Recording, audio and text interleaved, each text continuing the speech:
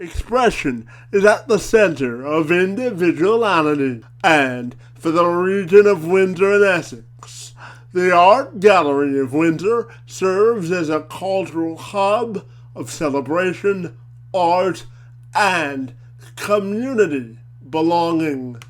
It serves as a source of pride to celebrate what makes our Windsor community so unique.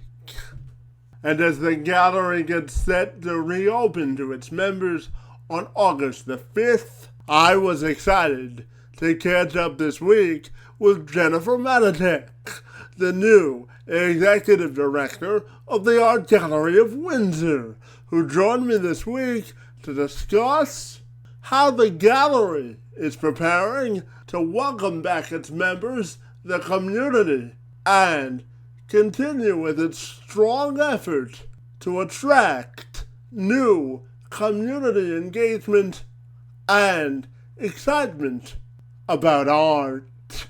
I'm Kevin McShann. Let's have this conversation.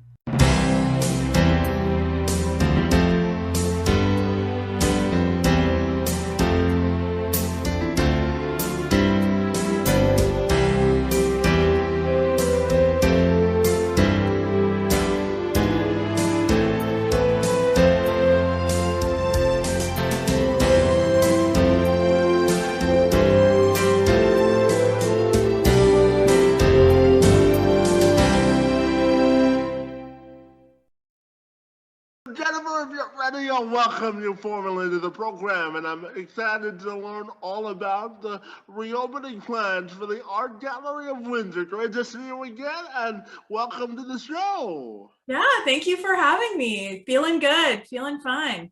Absolutely. So I'm wondering if we can kick off our conversation. The Art Gallery of Windsor, I understand, is reopening again on the 5th of August. So I'm curious to get your thoughts on the strategic sort of priorities as you look towards your reopening plan. Yeah, well, one thing that we did during our closure, working with the board of directors, was we worked on our new strategic plan, which is covering the period of 2021 to 2025. We did a lot of community consultation while we were closed, and we heard a lot of different things from the community. So one of the things that, we really want to focus on when we, reopen our doors is to make sure that everyone feels a sort of warm and genuine welcome when they visit. So we've launched and piloted a new membership program to make the gallery more welcoming and accessible to a whole bunch of people that we want to make sure are coming through our doors. We really want to make sure that we're celebrating local talent and creators, so that we can really focus on what is super special about Windsor-Essex and the creators who live here. So we have an exhibition up called Conversations, which is a showcase of artworks by artists from the region, which is really exciting. And then I would say the other piece, that we're really looking at is making sure that we have relevant and interesting programming.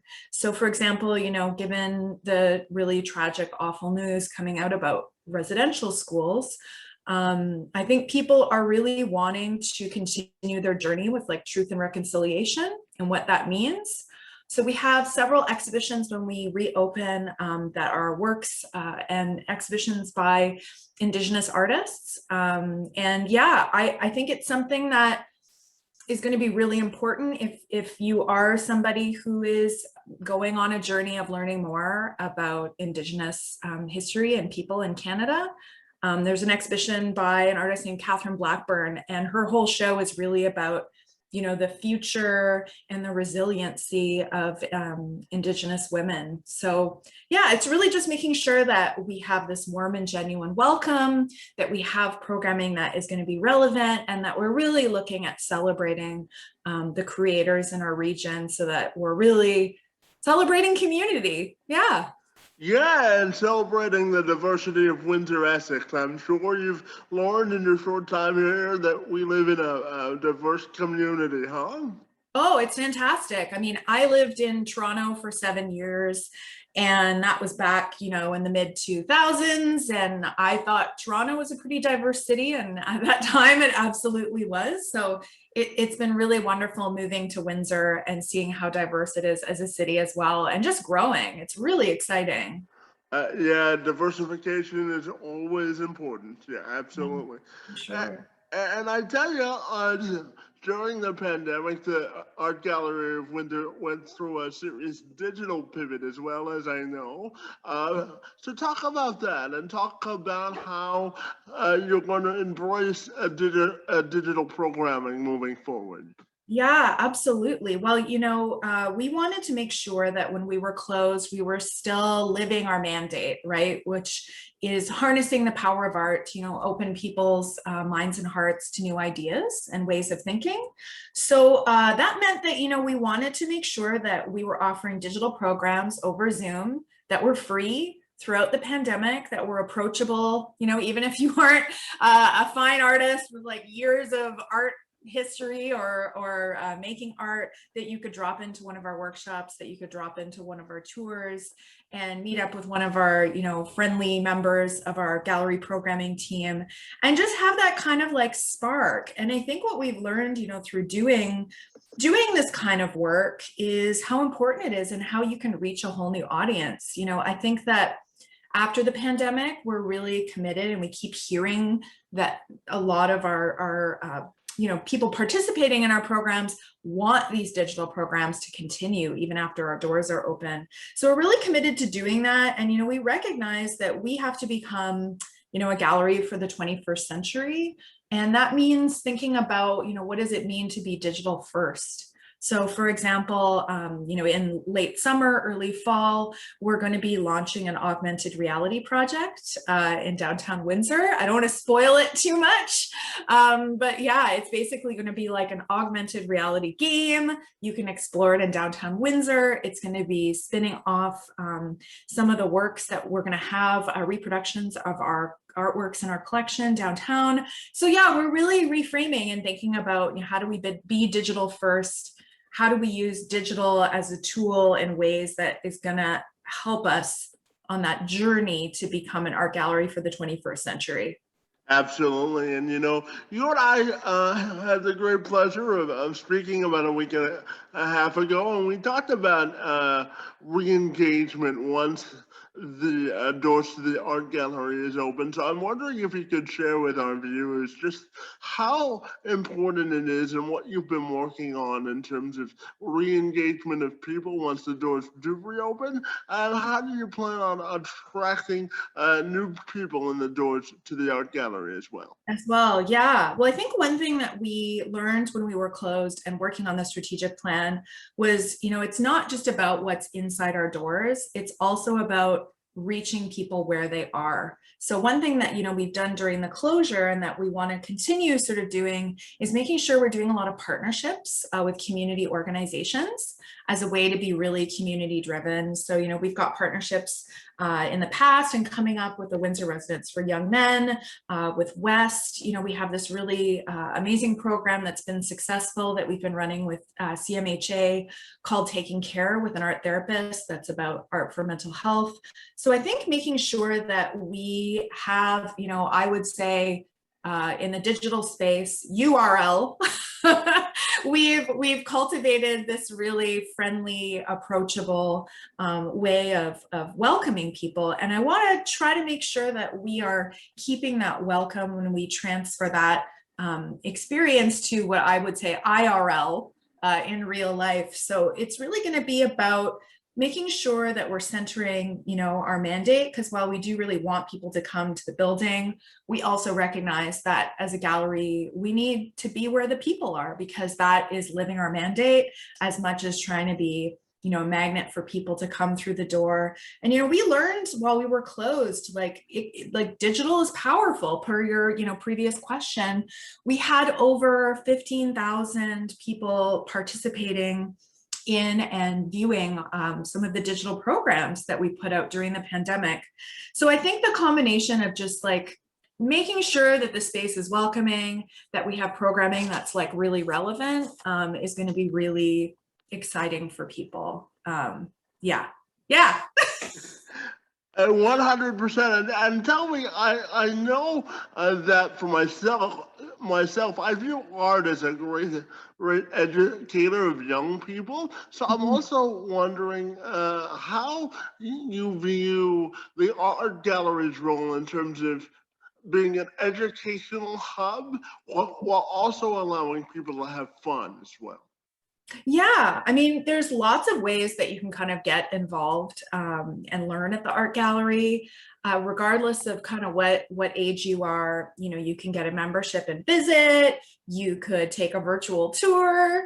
You could volunteer as a gallery guide. We're always looking for gallery guides. We have a lot of content online as well. And after we reopen, we're still going to do a kind of mix of digital and in person.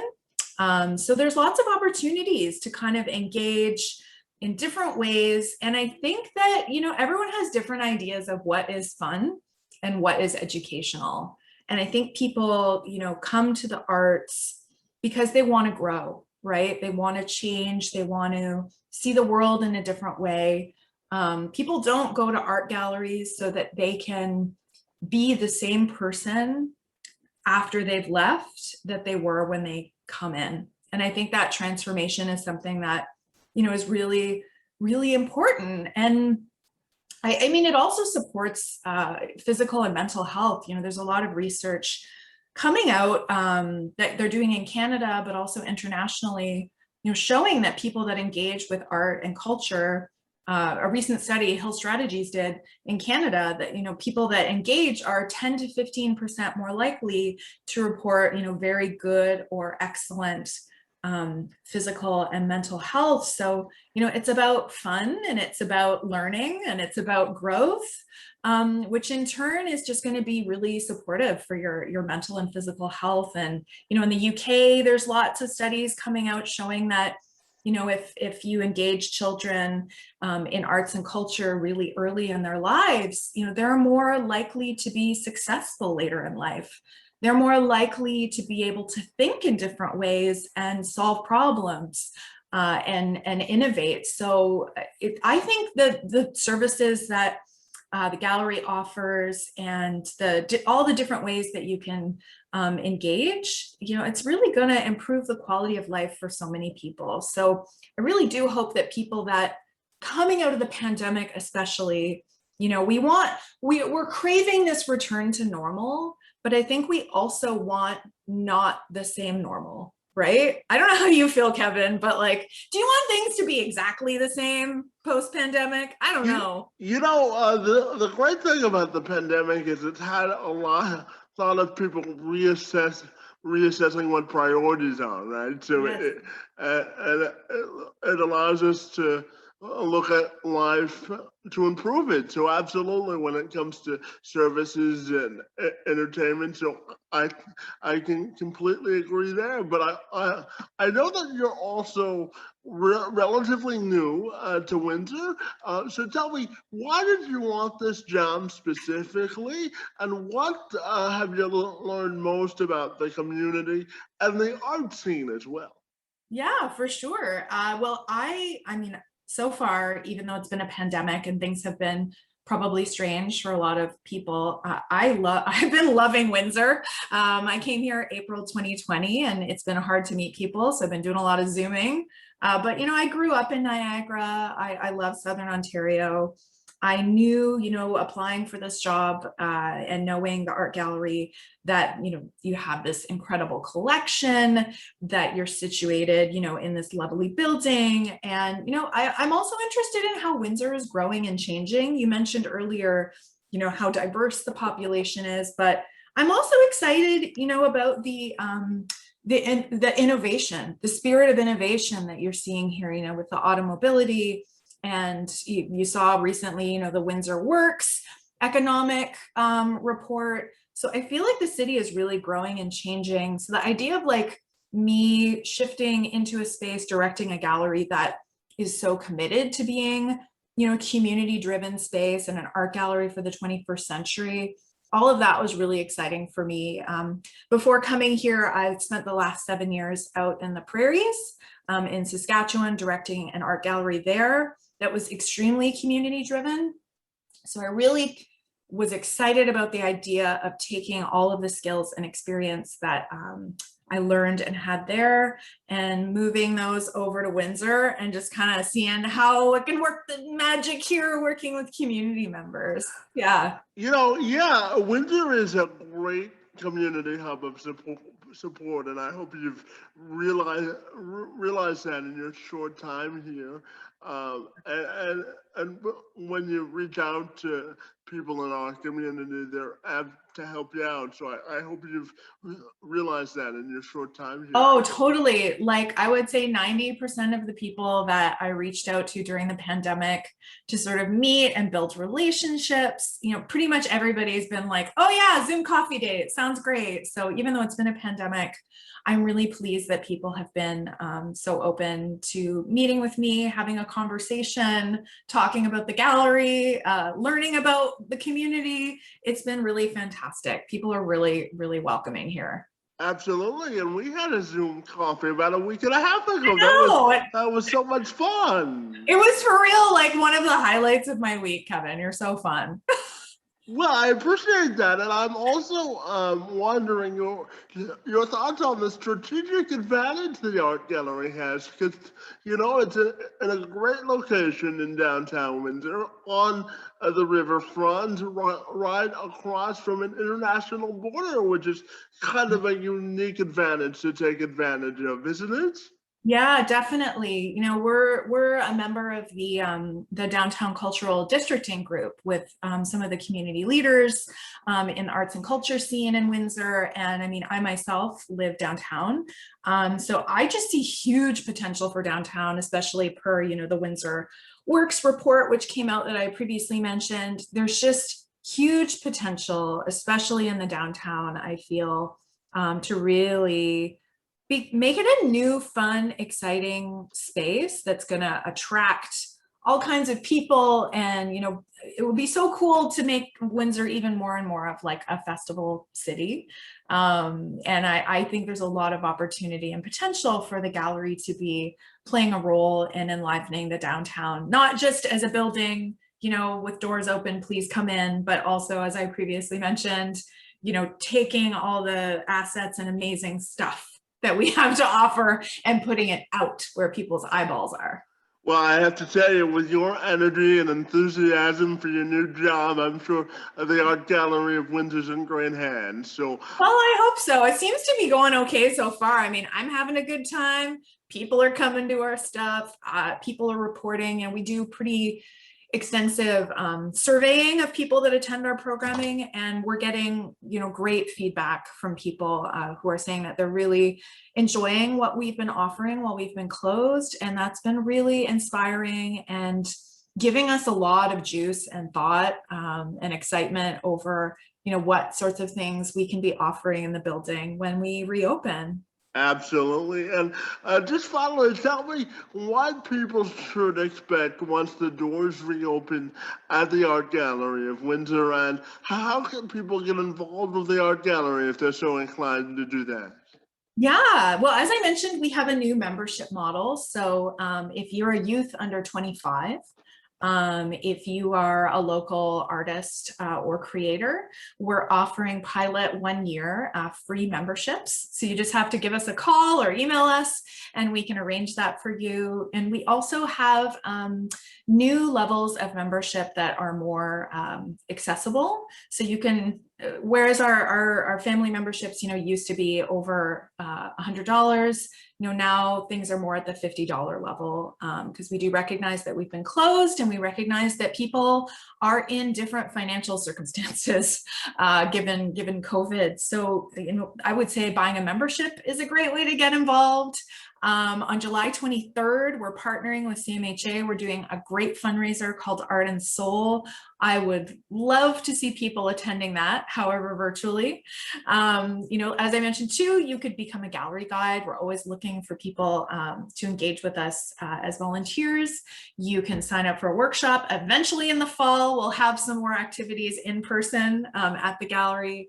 But until that moment, after we reopen in early August, there's going to be all kinds of exhibitions that we have open for the public. And, again, if you're somebody that is really on a journey of truth and reconciliation, especially, we have a couple of exhibitions that I think would be of interest if you want to learn more about what Indigenous artists in our region and across Canada are doing. But, you know, we've also got works that are more the history of art in Canada as well. So yeah, lots of opportunities for learning and engagement. And we're excited to reopen, but we're also really excited to keep working in digital space as well.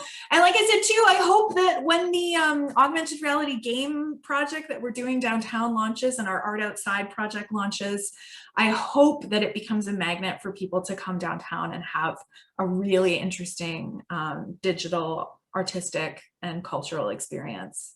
Yeah, 100%. And you know, in your last answer, you piqued my interest. So I've got one more for you. In terms of, community and building community, I'm wondering your thoughts on the position of the art gallery to do that. And as you know, I have cerebral palsy, and certainly art is a good way of expression for folks with disabilities. So I'm just wondering your thoughts on those two subjects specifically. Yeah, it's interesting you bring up like that question. I feel like COVID has really laid bare a lot of the issues we have in our society around access and around inclusion.